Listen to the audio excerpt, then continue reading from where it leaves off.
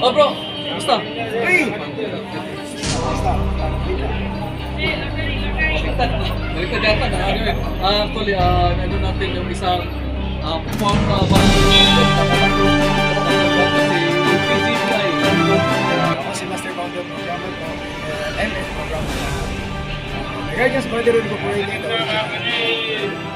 So, pag-ibig po natin. Bro, nabalitaan ko yung ano, dito. So, ano to siya, the original, ano to? Ito yung tinawag na original. Yung PGPI, TO, the original. So, inano na natin, no, actually, palagi to siyang invite sa buong ano, buong mundo ba? Tama ba? Mga lugar buong mundo kasi may mga lugar. Pumunta lang siya dito para maano, hindi naman i-organize. Nagpunta, nagpaano na, inano na siya sa inibita ba? Maraming open season ngayon sa Guardians, di ba? Kung meron tayo almost 1,000 open seasons or open yung GBI,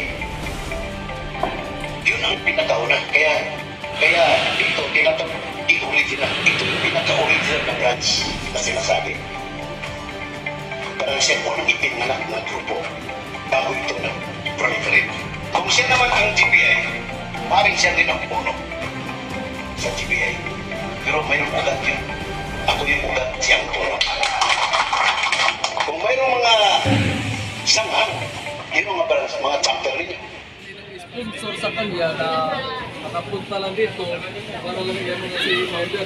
Founder, ano bang ano dito? Ano bang nagkawatak-watak ba yung mag-guardian sa Saudi? Ba? Hindi naman. First of all, alam natin na ang kapatiran dito sa Saudi, no, most especially, ang nature ng ating membership is we are members of the Guardians Brotherhood Incorporated, which is based in the Philippines. So, ibig sabihin, yung mga guardians na nandito sa Saudi, we are all in what we call the category of transient membership. Ano ibig sabihin ng transient membership?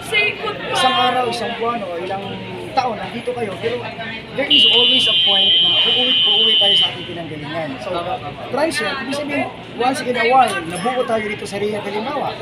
Ngayon, malipat ka ng ibang lugar sa Saudi, malipat ka. So, hindi siya actually nagkakawatak-watak, but it just exercises the nature of being transient, yung lilipat-lipat ibang lugar.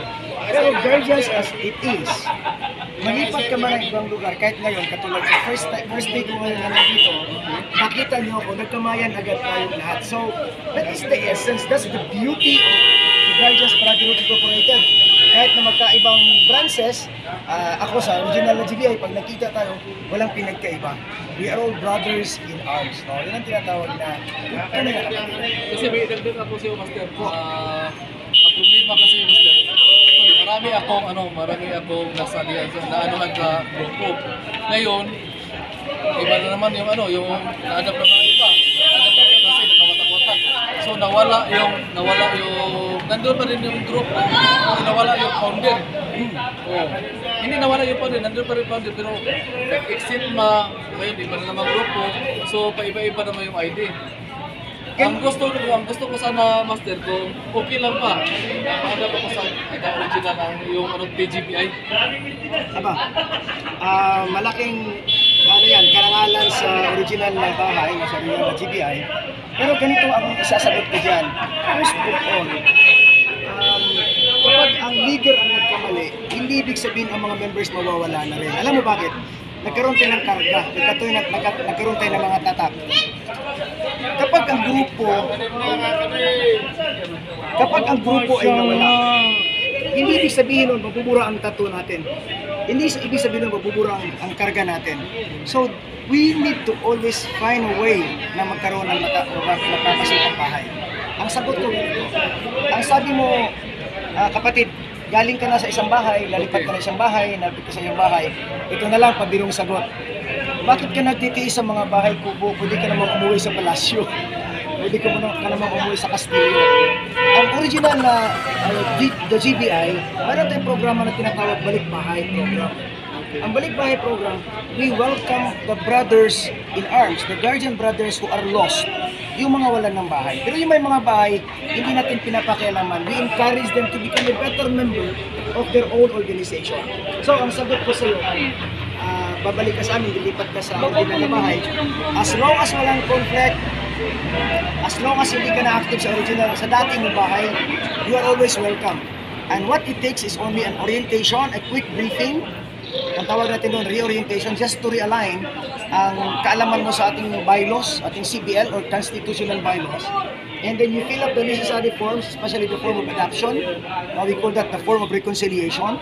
And then immediately you will not have a hard time becoming one. In other words, welcome po. Tinatanggap kami ang pagbabalik mo sa tunay na bahay.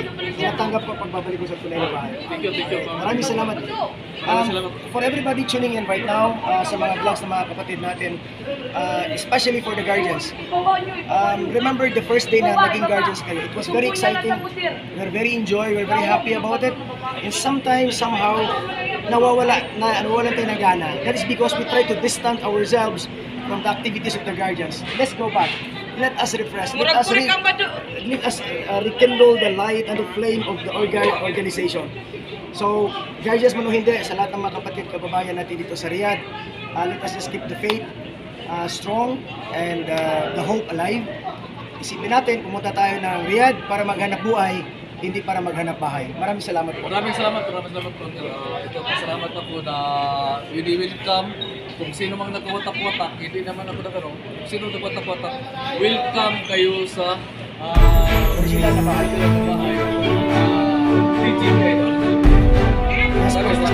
Maraming salamat. Maraming salamat.